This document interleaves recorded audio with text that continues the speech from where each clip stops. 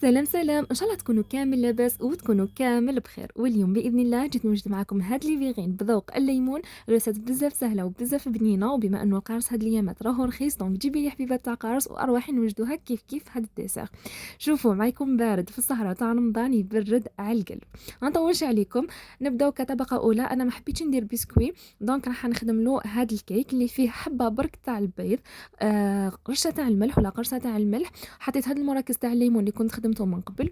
راح نزيد لهم كاس تاع السكر مع كاس تاع الزيت وكاس تاع الحليب. نحطهم مره واحده ونخلط كلش في بعضه. غير يتخلط لي ويتجانس لي الخليط في بعضه. هنا راح نزيد شويه تاع الفانينه ونزيد لهم كيس تاع خميره كيميائيه. الفانينه راح نزيدو حتى وين تحصلوا على القوام تاع الكيك عادي ولا تاع المسكوته العادي وتكون خفيفه. احنا شرط لازم العجينه تاعكم تكون خفيفه باش الكيك يجيكم خفيف، دونك ما نحتاجوش نشربوه. دونك خلطهم مليح كيما راكم تشوفوا، وهذا هو القوام اللي حنوصل ليه في الاخر. جبت ديريكتومون البلاطو تاعي اللي حندخلو للفور، رشيت فيه شويه تاع الزيت، مسحته فيها وراح نحط العجينه تاعي. نشعل عليها في الفور من تحت غير طيب، نشعل عليها من فوق عادي، يعني كشغل راكم رايحين طيبوا مسكوته عاديه. اللي تحب تزابي هاد ليتاب كامل تقدر تشري ديريكتومون هذاك المادلين اللي يتباع من برا. انا حبيت نيفيتيه باسكو يجي حلو بزاف. ولا تقدروا ديروا اي بسكوي كيما ماكسون ولا اي بسكوي عندكم، تقدروا ترحيوه وتزيدوا له شويه تاع الزبده وديروه كطبقه اولى. انا الكيك تاعي لهنا بعد ما برد كيما راكم تشوفوا بفرشيطه، جيت باش نفتتو كيما راكم شوهتو هكا كيما راكم تشوفوا، ومن بعد كملت فتتو بيدي اوتيليزيتو كطبقه اولى بلا ما نشمخو. واللي تحب تشمخو تقدر دير له شربات ولا سيروب كيما حبيتو.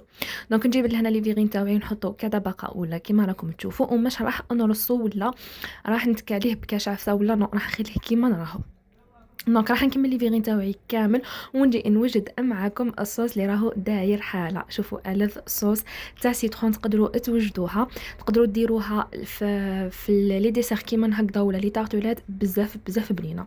شوفوا نحتاجوا فيها كاس تاع عصير الليمون، ونحتاجوا فيها الكاس تاع عصير الليمون نحطوا معاه على بس مغارف تاع السكر. انا ما حبيتهاش تجي حلوه بزاف دونك حطيت فيها 4 مغارف كبار تاع السكر. زدت لها زوج حبات تاع البيض اذا كان البيض تاعكم صغير، اذا كان البيض تاعكم كبير ديروا غير حبه تاع البيض. خلطوه مليح ضروري انكم تخلطوه مليح ومن بعد نحطوه على النار وحنا نبقاو نخلطوه حتى وين يعقد. اون فوا يعقد لنا الخليط تاعنا راح نزيدوا له مغرفه كبيره تاع الزبده ونكملوا نخلطوها حتى وين تذوب، ونخليو لاصوص تاعنا تبرد من جهه واحده اخرى. جبت كاس تاع بودره الشونتي مع نص كاس تاع الحليب يكون بارد، طلعتهم كيما راكم تشوفوا. راح نزيد لهم هذاك الفرماج ناتور ولا فرماج تاع سومام اللي راكم تشوفوا فيه. دونك راح نزيد لهم 2 بواط ونزيد لهم عصره تاع قارص ونكمل نطلعهم مليح بهذا البراباتور اللي راكم تشوفوا فيه. دونك نكمل نطلعهم مليح ونحطهم ديريكتومون في بوش ولا تقدروا تخدموهم ديريكتومون بالمغرف كيما حبيتوا. دونك جيت عمرت لا كريم تاعي لهنا كيما راكم تشوفوا وديريكتومون حطيتها في لي فيغين تاعي.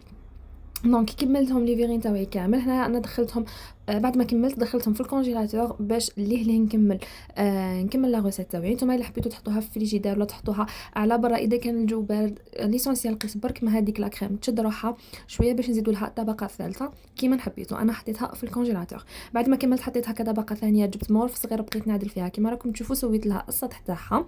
وفي الاخر هذيك لا كريم تاعي بعد ما بردت انا حطيتها في هاد حطيتها في هاد القراطه الزجاج باش نخبيها في الفريجيدير نورمال.